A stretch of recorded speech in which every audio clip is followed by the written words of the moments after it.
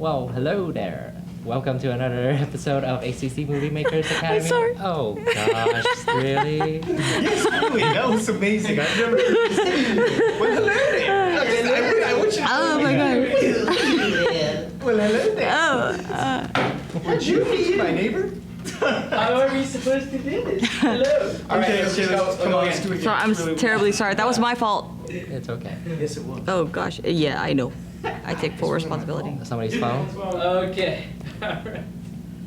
Alright, Ryan. cool. Waiting on your prompt, sir. Silence God, Sammy. on the set, please. Action. Hello, and welcome to another episode of HCC MovieMakers Academy Movie Reviews. My name is Nguyen Lee, and you are... Steffi Grace. And we are going to talk about Insidious Chapter 3. Is anyone? Insidious Chapter 3, it is the third sequel in the Insidious franchise.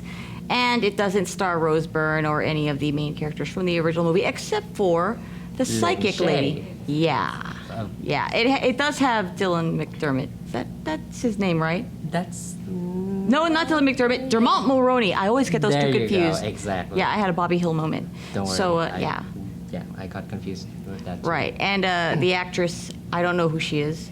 Stephanie Scott, she's actually new on the scene, and speaking of which, she actually did an awesome job on the film, you know.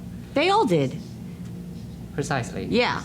The actors did a good job Mm-hmm. for what they were given. And once again, it's like, you know, what successful horror, you know, to me, what a successful horror movie is, it's just that, you know, characters act in a way that makes me, you know, scared for them. Like The Conjuring did, you know, those characters, when they're in danger, I fear for them, I fear that they're gonna Right. die, and then, you know, Well- I get invested in the film. Same concept applies for Insidious Right. Chapter 3. Well, with The Conjuring, it relied more on jump scares, but I still enjoyed it. Now, with this one, I did not like it. I thought it was boring, very Really? boring, except for two scenes, and it was with that one dead guy in the hospital gown going. Oh, That was the only scene that got under my skin. I thought that's a little freaky. If Yeah. I saw that, yeah, I would probably stop in the middle of the street and go, what? And then boom, I would get hit by a car too. right. So those were the only two scenes where you see him waving at her. Those were the only scenes that caught my attention. The rest of it was slow and it was excruciating because I wasn't getting what I had paid for. I think I that's felt a little cheated. I think that's actually nice, you know, because the thing about the previous Insidious, you know, like the first Insidious, people say that it's a modern day Poltergeist. Insidious 2, people say that that's modern day Psycho / The Shining. Insidious 3, it doesn't really base on anything. It tries to be its own thing, you know, and Right. I think it succeeds because under a different direction, the guy who directed Chapter 3 is actually the writer of 1 and 2, and Well- who's also Specs in the film. So the thing is that the scares in the first two films are always supported by music, either loud or small, That's doesn't true. matter. That the music, the really, really loud, dissonant violins is true. This is a prequel Yeah. to the first two. Right. There was I forgot something that the other thing that I liked, the third thing that I liked, that's it. I'm just going to say that's it. Those two guys that are always in competition with each other. Oh, Tucker and Specs. Okay. Yeah. They start off with before they get started. The big guy, which one's the big guy? Tucker. Okay, yeah, he has the mohawk and he's all combat boots and so yeah.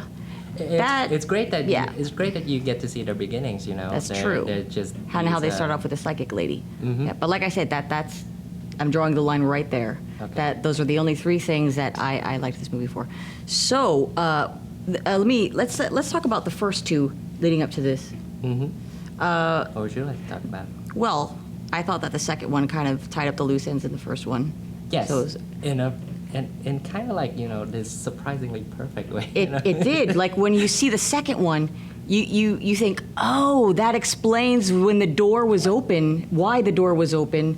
Yeah, something that you might have forgotten about until you see it. So the first two, really, really good. Well, the thing is, Chapter 3...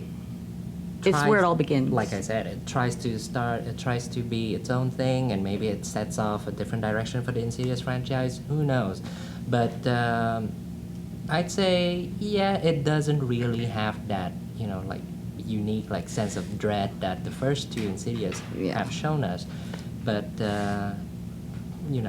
A for effort kind of thing. I will get, because it did try to be creepy, like with the footprints on the wall, like Oh. from the floor and then going to the wall. What was that black stuff that ghost had been stepping in to leave those nasty footprints that are, it's what, black tar? Well, What was that stuff? that's up to the imagination. I think he like took his dog for a walk and stepped in something and then it was something. No. Yeah, it was something. No. Yeah, But yeah. the thing is, what I liked about the scares for Chapter 3, is that, like earlier I said, the scares for the first two are supported by music, small or loud. Mm-hmm.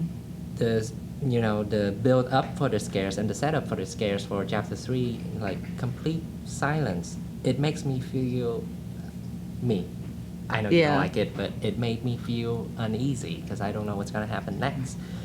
And not to mention the villain in Chapter 3 is actually creepier than The woman? Yeah, than the Bride in Black. The woman, wasn't it? It's supposed to be a man. Than the Bride in Black in Chapter 2, Oh. who's supposed to be a man, and the red-faced demon, aka Darth Maul. Yeah, oh my gosh. First one. Thank you for saying it. Thank you so much. What was up with Darth Maul being in there? He was in the first one. Right. Where he just goes, ah, and apparently we're supposed to be scared of Darth Maul. Because he's a bad guy in Right. the Star Wars Now thing. the so, villain, yeah. now the villain for Chapter 3, the man who can't breathe, is actually creepier than both of them combined. I dare say that too. I It- would it say feels- he's creepy until you see him. When you hear about him, then yeah, it's like, ooh, that sounds creepy. A guy in a hospital gown who can't breathe and gurgles when, yeah, it sounds creepy. And then you see him, and then I wasn't creeped out once I saw him. It was just like Mama, watching that movie Mama all over Well, again. that's- Once you start seeing her too much, she's not scary anymore. She's just ugly. Yeah, well, that's the thing about horror. The less you see, the more you fear. That's so. true. Less is more. Mm-hmm.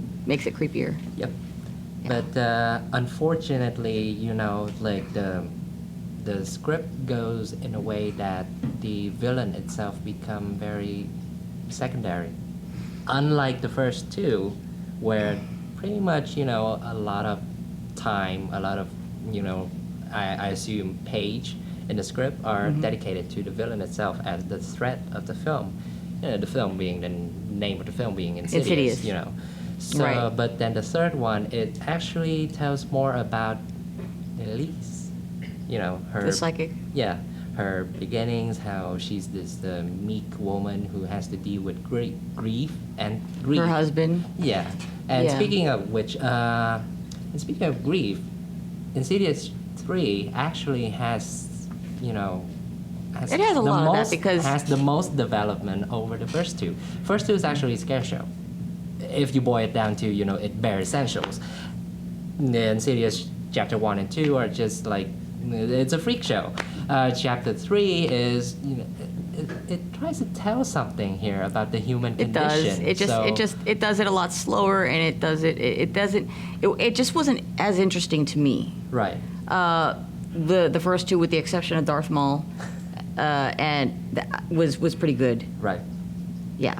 And well, I do love the fact that, like Insidious 1 and 2, the Chapter 3, all the scares are like all the horror, all the supernatural happenings. They concentrated in this singular location, which makes it feel very uneasy. And speaking of in one location, our main character, she's crippled, so So she can't really go anywhere. exactly. It solves many of like horror stereotype problems, like But God, somehow girl, or God, man, why don't you go over there? she can't go anywhere Exactly. unless the asthmatic demon takes her to the top floor above their apartment, which is where this thing lives, apparently. Yeah. It causes major leak problems so I think the landlord needs to kick that demon out. So what would you give it? I'd say I would give it a 7. It's not really the strongest entry in the franchise. It's not really the darkest entry in the franchise as promised either. Nope. However, personally, it is interesting. It tries to be something new, So I to give it an A for effort, even though it could have been more in terms of the scare department and all that sort of stuff. You know, like all horror should be. Yeah. All right. Well, yeah, I'd give it a 4. You know, because it wasn't. It wasn't god awful where I would just say don't watch. Well, I might say don't watch it. Okay. Me personally, I would say don't waste your time, but Okay. that's my opinion. So yeah, give it a 4. Anyways, thank you for joining us. This has been another HCC MovieMakers Academy Reviews. Academy Review singular. So we also have a YouTube channel. So subscribe to our YouTube channel if you like films as much as we do. Now our YouTube channel is plural, not singular, like she said. Exactly. Yeah. So if you subscribe, we'll find you and we'll love you. Okay. So, Yeah, and sign up with our HCC movie making program at HCC Spring Branch location. That's it. So thank you very much. All right.